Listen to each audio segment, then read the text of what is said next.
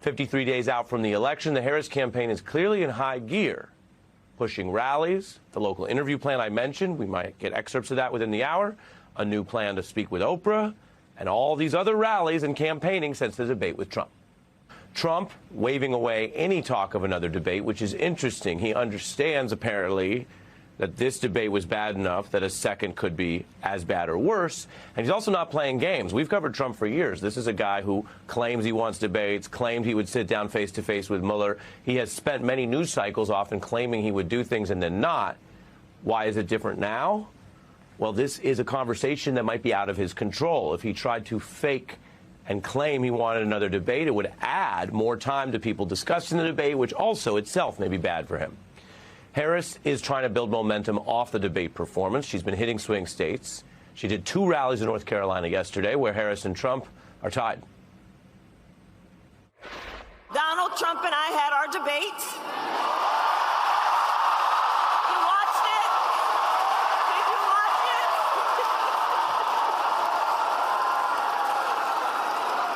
And look, I believe we owe it to have another debate.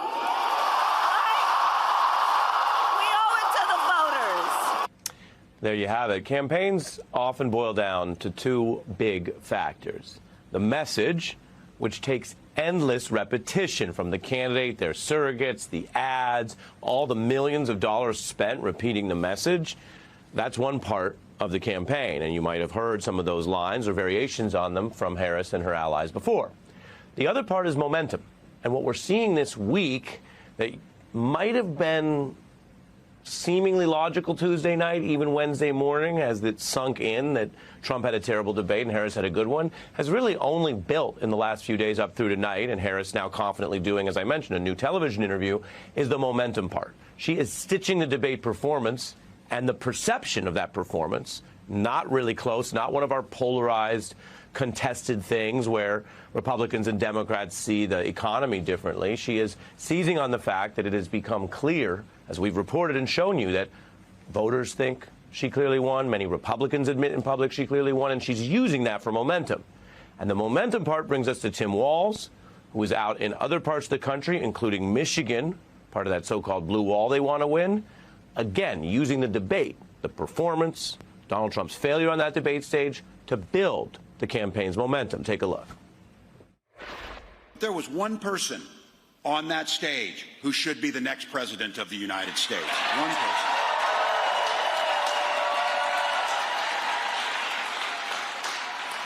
She commanded the room, and I know all of us are incredibly proud of Vice President Harris, but let's be very clear. None of us were surprised of what happened there. From the get-go, she had the upper hand. Walking in, giving the handshake. Look, it says something about character. So I got asked right after the debate, do you think we should do another one? And I said, hell, every day we should do another one. Of course. Well, it's not going to happen because Donald Trump confirmed today he's not doing another one. So give him a little break. That one left a mark.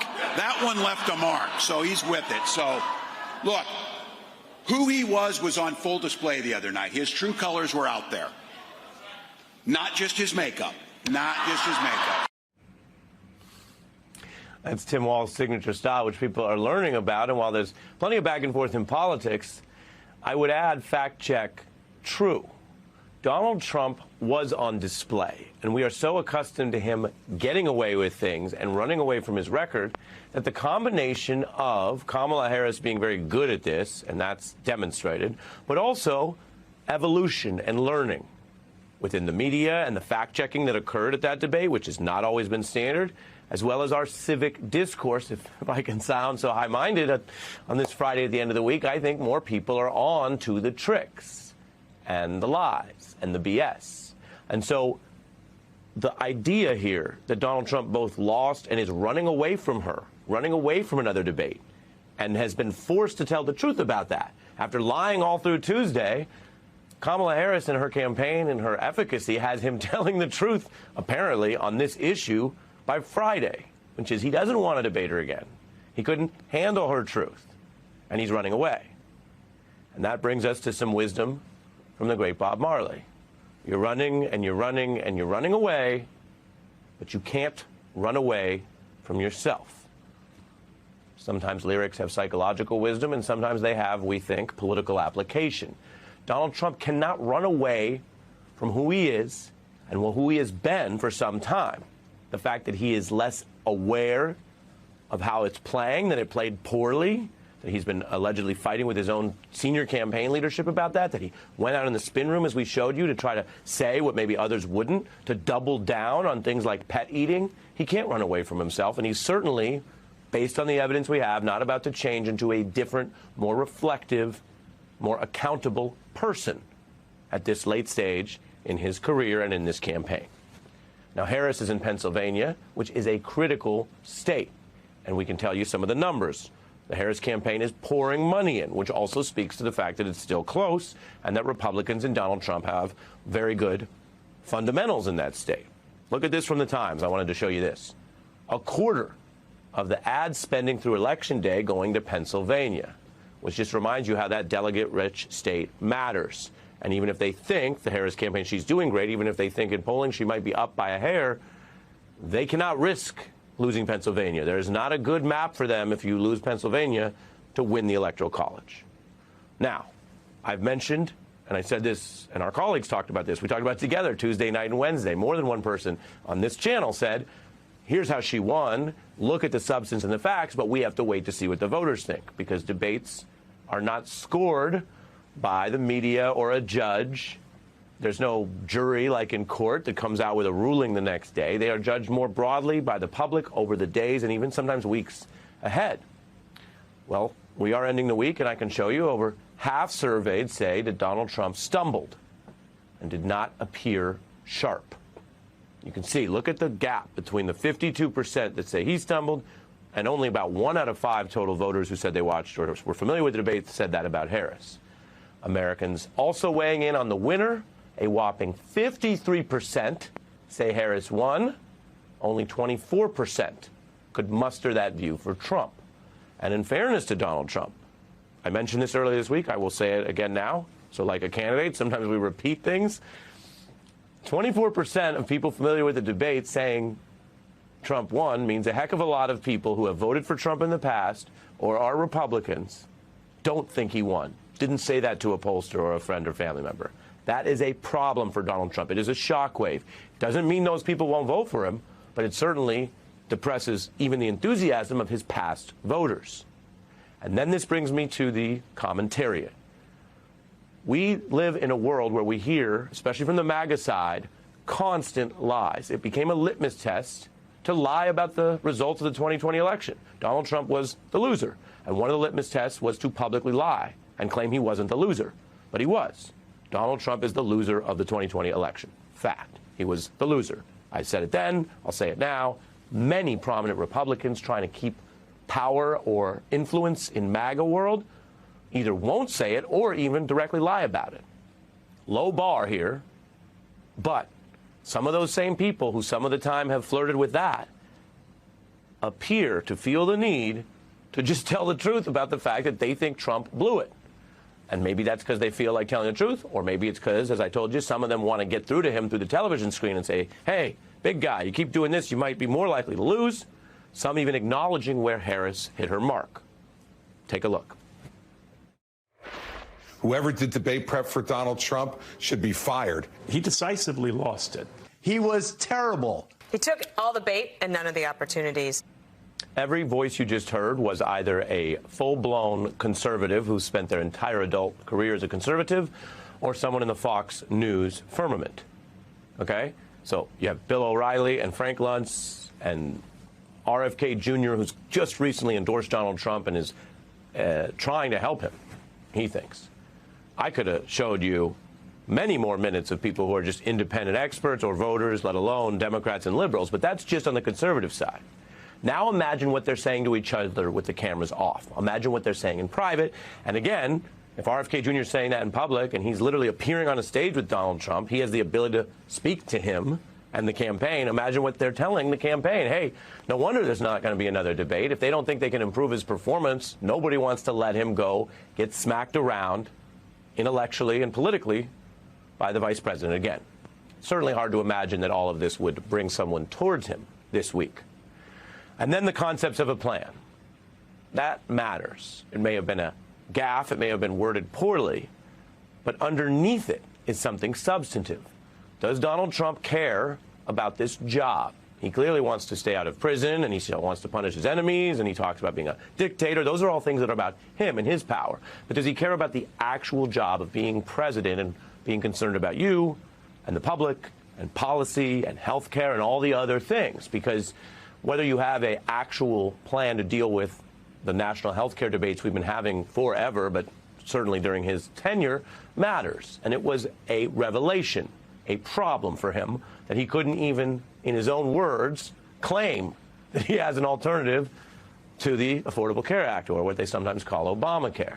And this has been haunting him. Take a look. Just a yes or no, you still do not have a plan. I have concepts of a plan. You heard what he said in the debate. He has no plan to replace it. He said concepts of a plan. Oh, you all watched the debate.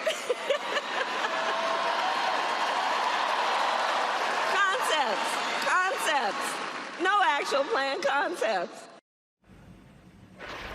Concepts of a plan sounds like a gaffe, but it's also something that very serious policy experts are seizing on. Take the Nobel economist Paul Krugman writing why Trump was forced to admit that and how remarkable Harris's skill was at baiting Trump into an admission about something that matters.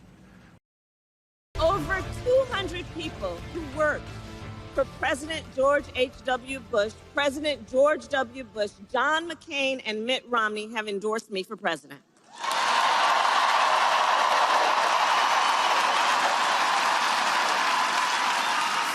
Former Vice President Dick Cheney and Congresswoman Liz Cheney are supporting me as well.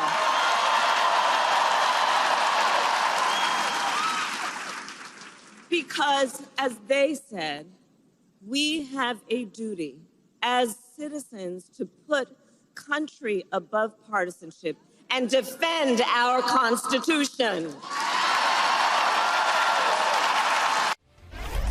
Hi again, everybody. It's 5 o'clock in New York. No one at a Trump rally would clap for any of those names. And I have to say, it's one thing to watch Vice President Kamala Harris electrify all of the crowds that she is before, the way she did in that clip in Charlotte, North Carolina yesterday, the way she continues to do as she barnstorms her way across the battleground states. It's one thing to see the enthusiasm she engenders, the voters who line up for hours and hours ahead of her events to get a seat inside her events and fill stadiums. Like last night, more than 17,000 people crammed into her rally in Greensboro, North Carolina. Listen to this.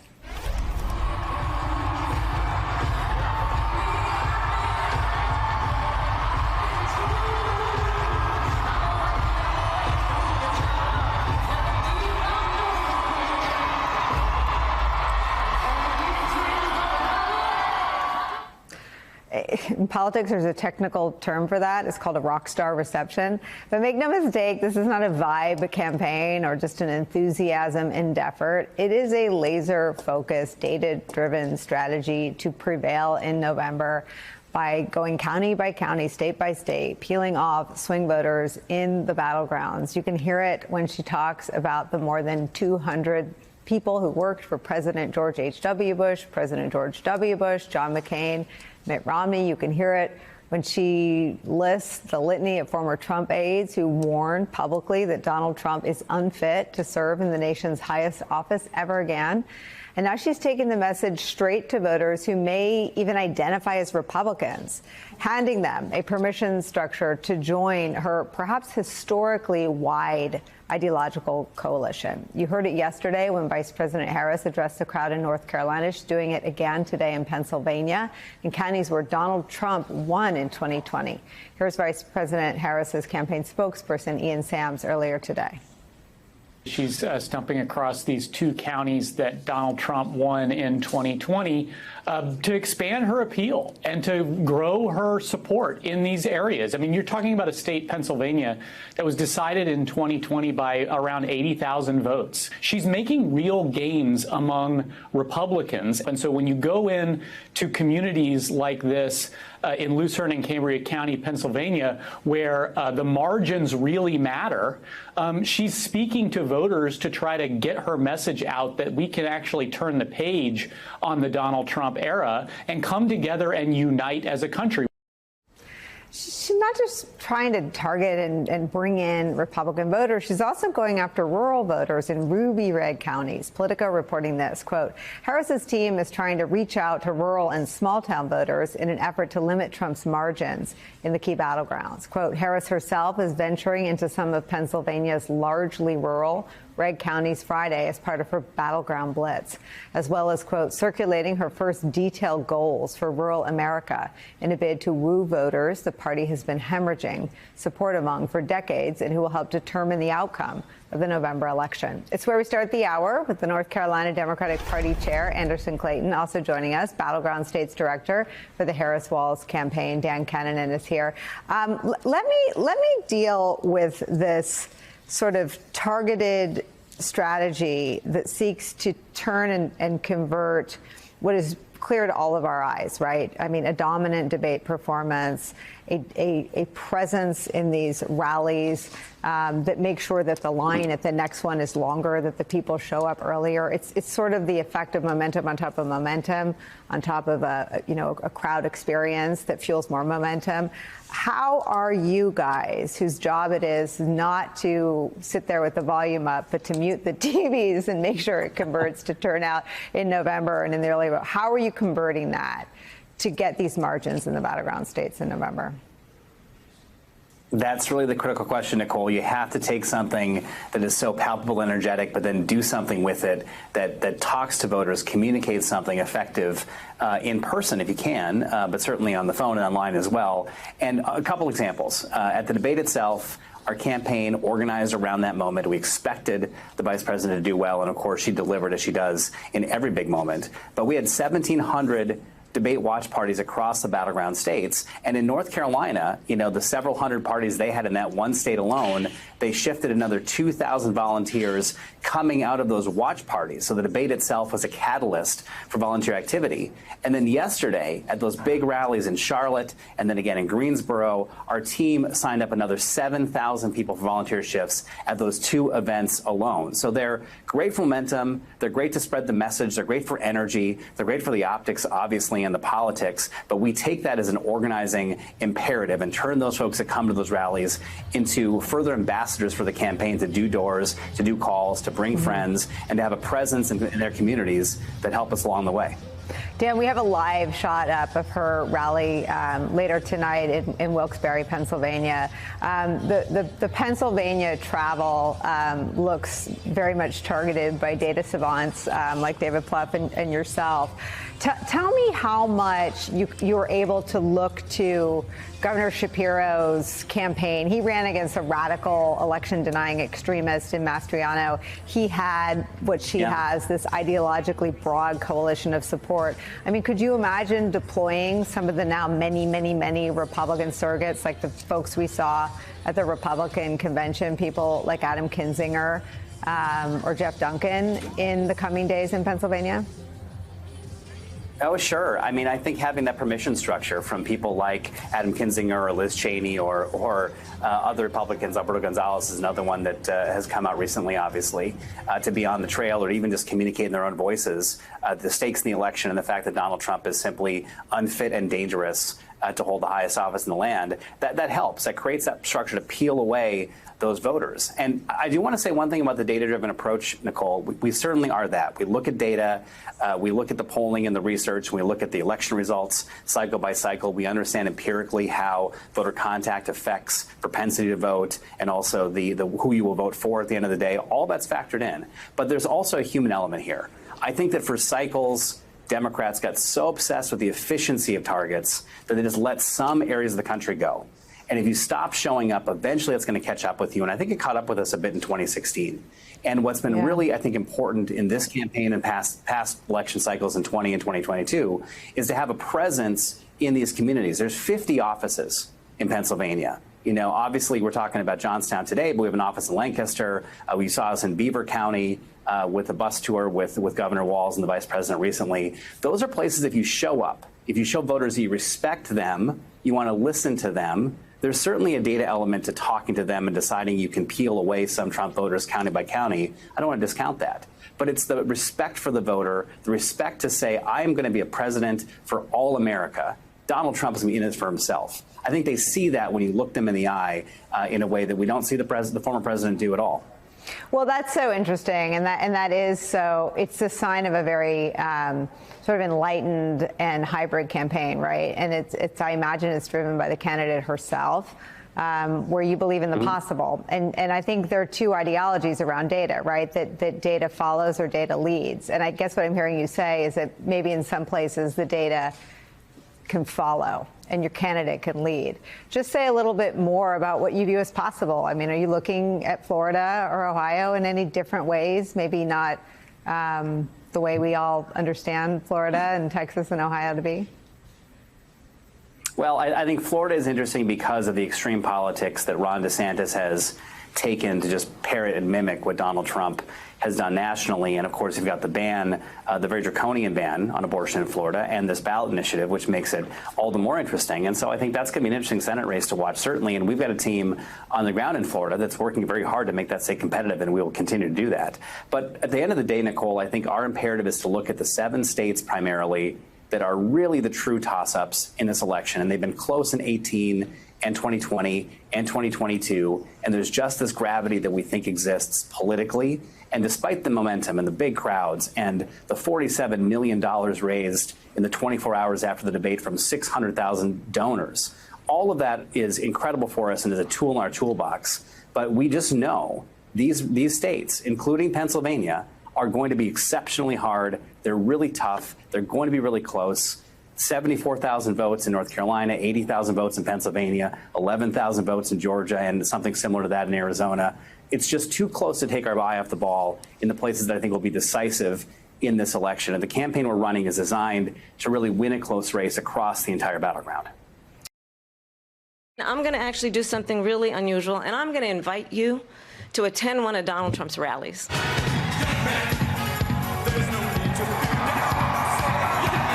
It's a really interesting thing to watch. Women, I won't be following you around to the hospital, monitoring.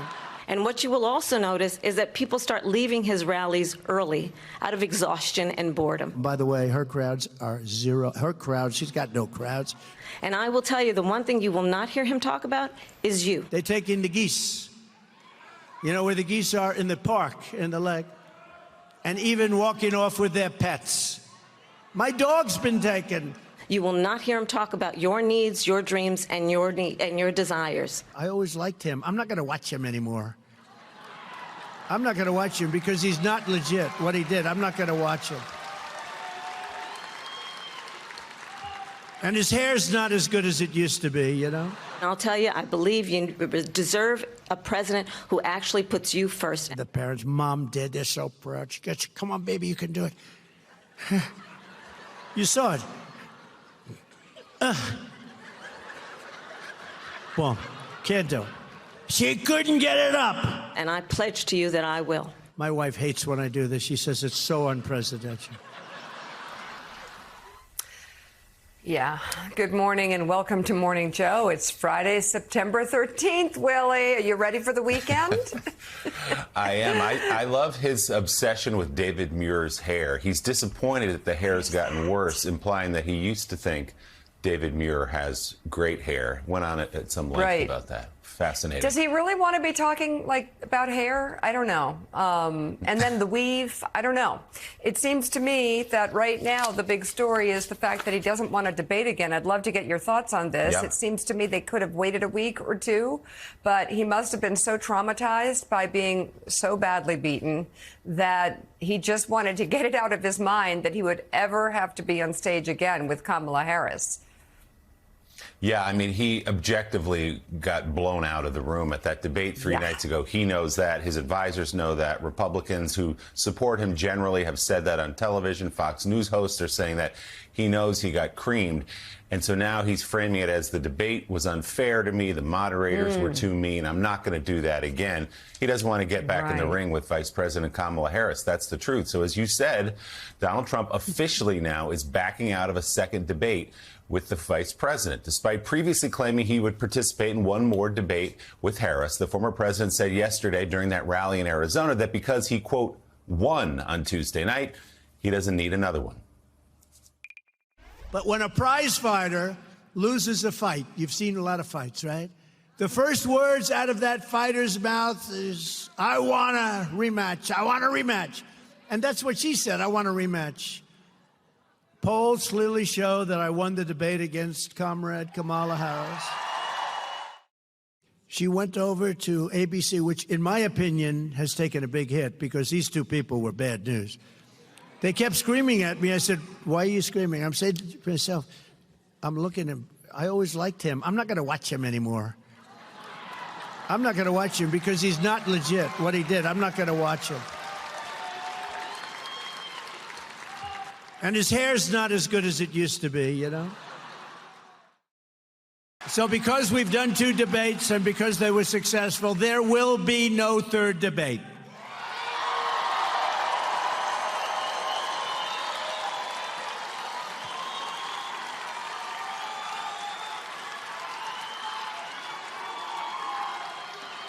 It's too late anyway. The voting's already begun. You got to go out and vote. We got to vote. So North Carolina, 2 nights ago, Donald Trump and I had our debate. You watched it? Did you watch it?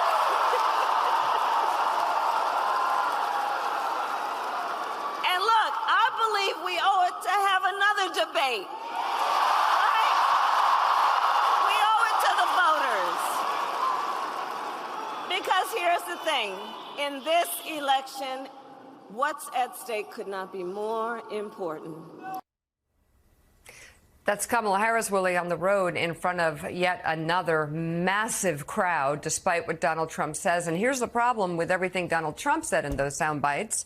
How many people watched the debate? I think it was a pretty big number, like 70 million or something across multiple networks.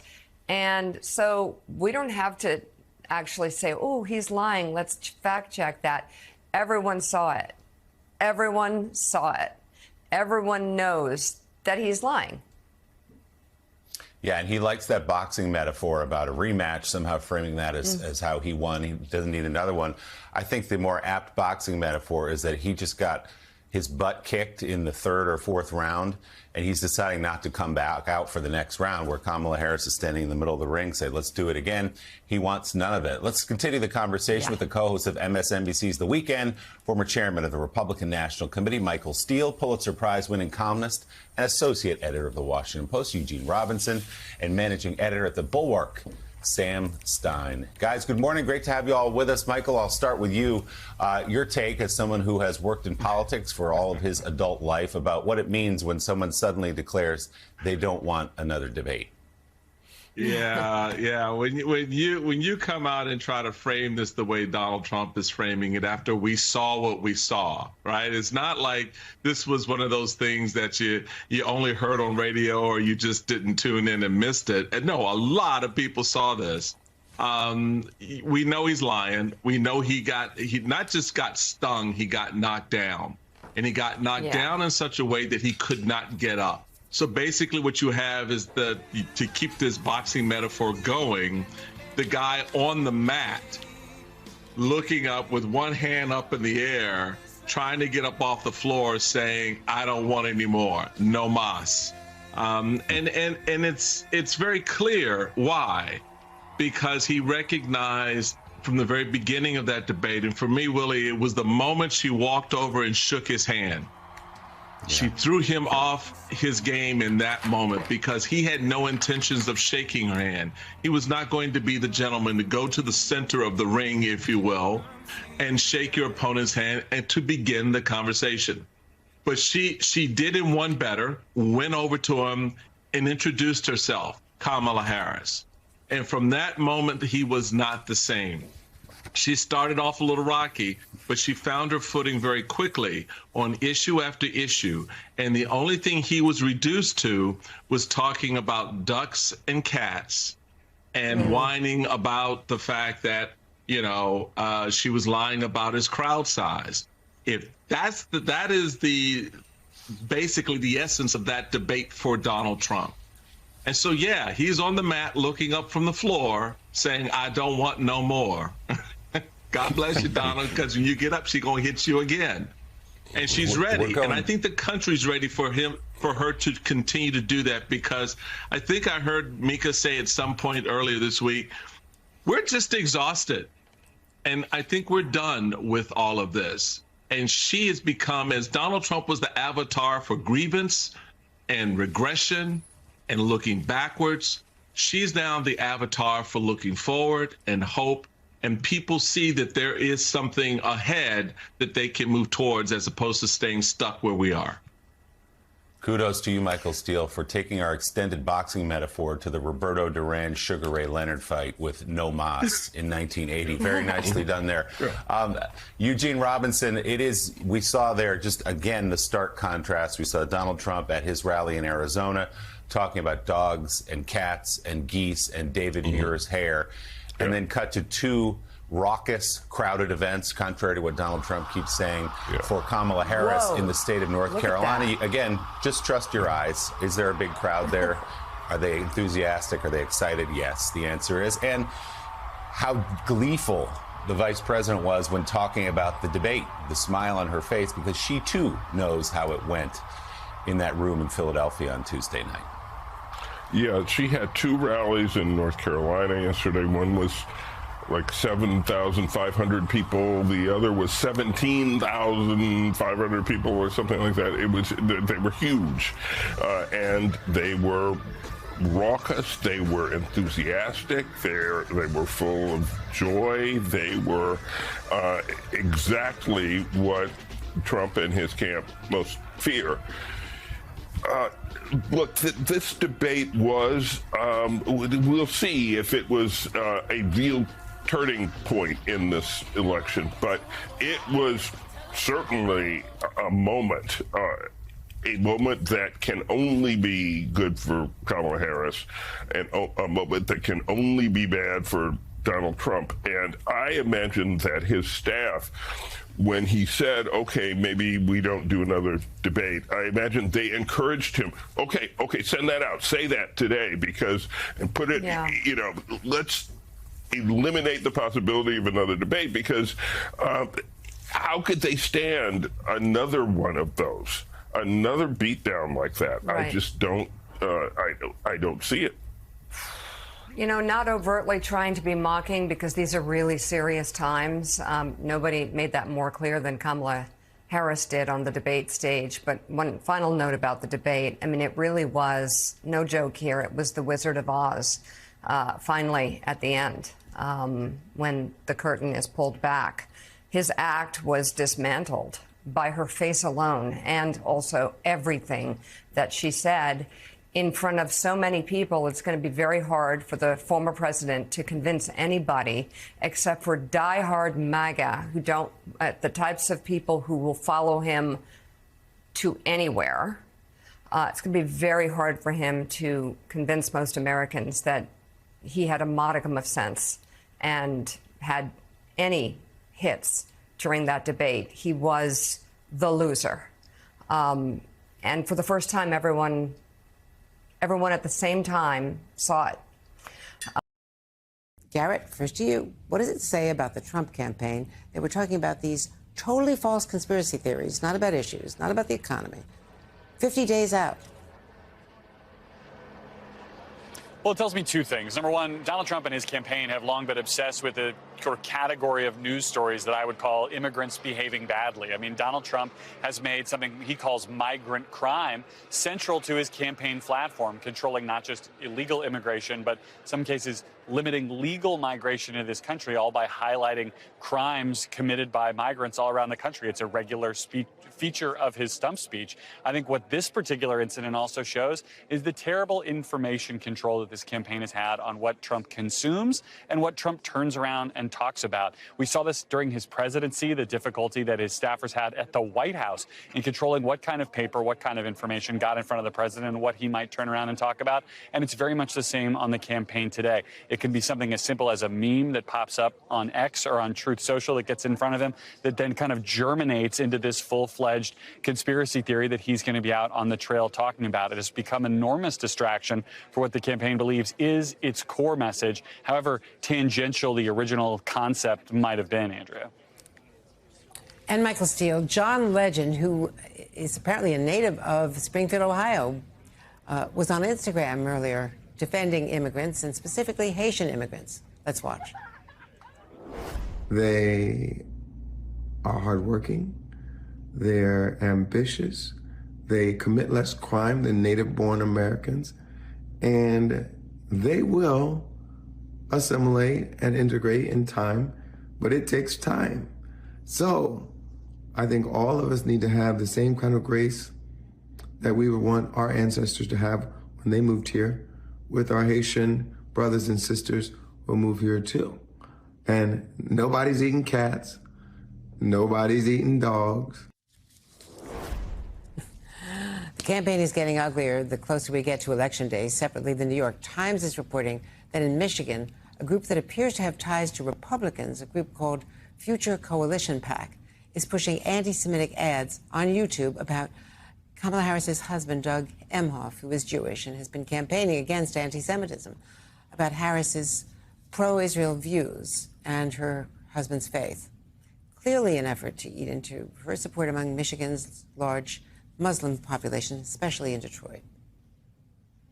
And at the top of all of this sits Jabba the Trump. That's who sits at the top of all of this. He is the one who is feeding all of these ugly memes, this derision, this vile and bile across the nation, and it's going to lead and have consequences, Andrea. Somebody, in some community is going to be impacted directly when you're closing schools because they're getting bomb threats. When you're seeing this type of nonsense being filtered into and pushed out by supporters of Donald Trump into Muslim communities, when you have to, as an American citizen, forget the status of individuals, get on a camera and say, communities are not eating your pets because people are so ignorant and so obsessed with Trump that they believe that silliness. It tells you what is yet to come and how much more difficult this campaign will be. And so I want us all to start putting at the center of all of this where it comes from. I don't give a damn about some campaign process infrastructure issues that the campaign can't control Donald Trump. No one can. He is the ringmaster of all of this. And to make the excuse by anybody that they're trying to do this and they can't do that is irrelevant to the conversation. Let's focus on where this lies. Kamala Harris has said it exactly and precisely. He is unserious, and he is at the tip of all of this.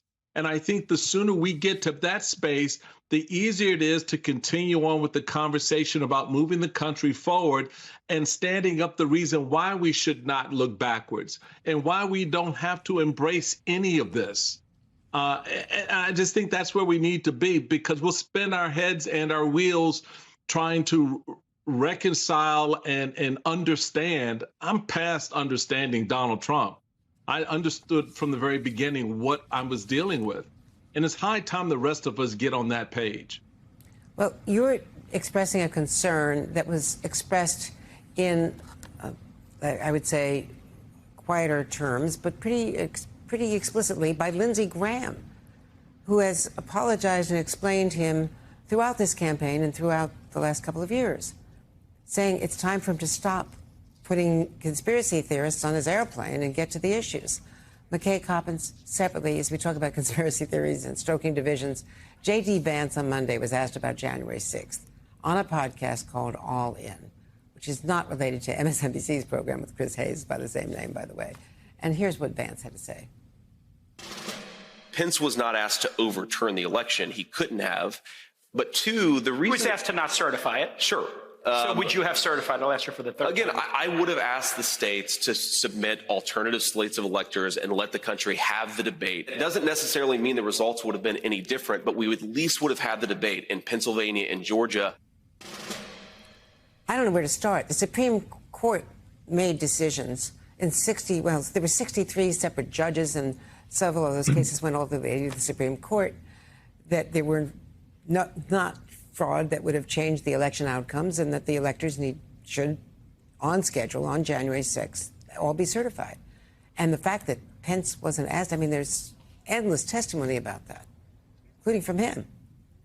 Yeah, there's literally no substance to back up what J.D. Vance just said. But I do think it's important to talk about what J.D. Vance is doing here, because this is why he was added to the ticket, right? He made a Faustian bargain a few years ago when he decided to transition his career from best-selling author and thought leader to MAGA political candidate, that he was going to do what it needed to be done to get on Trump's good side. And he has spent the last several years basically auditioning for the role of Donald Trump's VP. And when you're auditioning for that role, you have to say a lot of things that you know are not true. You have to do a lot of unseemly things. J.D. Vance, according to people who know him, knows better. But he has decided that this is the career he wants, that this is the job he wants. He's trying to get elected to vice president. It's been pretty successful. You know, he's wound up, you know, not that far away from potentially the vice presidency. But I do think it's worth asking what he's given up to get here. And when I talk to some of his former Senate colleagues, for example, Mitt Romney, they just say that there are few examples of somebody who has kind of sold his soul in pursuit of power more vivid than J.D. Vance. And I think that's what you're seeing going on there with that answer that he just gave. And Garrett, you've been covering this campaign and doing it so brilliantly. I mean, this is not a typical campaign. When someone like Laura Loomer is put on a plane, not only heading to the debate, but heading to the 9/11 commemorations after being a 9/11 denier, with a nominee for the presidency of the United States, we have to call that out. So this is not on the one hand and on the other hand. You know, you can't find anything comparable on the Democratic side. No, there really is no meaningful comparison here, Andrea. And, you know, look, I'm not somebody who's particularly usually interested in what I would call like a staff story, but here I think it tells you something really important about the candidate, who he is choosing to associate with. It's a version of the conversation we had when he accepted the endorsement from RFK Jr. and essentially having to ally himself with all the controversial things that he had said as we're looking at someone who might be the next president of the United States, the kind of person who they take advice from on very important days, the kind of person who they travel around the country with, is instructive of the kind of way they would lead the country and the kind of people that they might put in a cabinet or a judgeship or any other job of substance within the federal government. And so I think it's a very much a valid thing to look at the kind of people and the kind of information that's going into Donald Trump's ears, even if he is, as Michael suggests correctly, ultimately the person who's responsible for what ends up coming out of his mouth.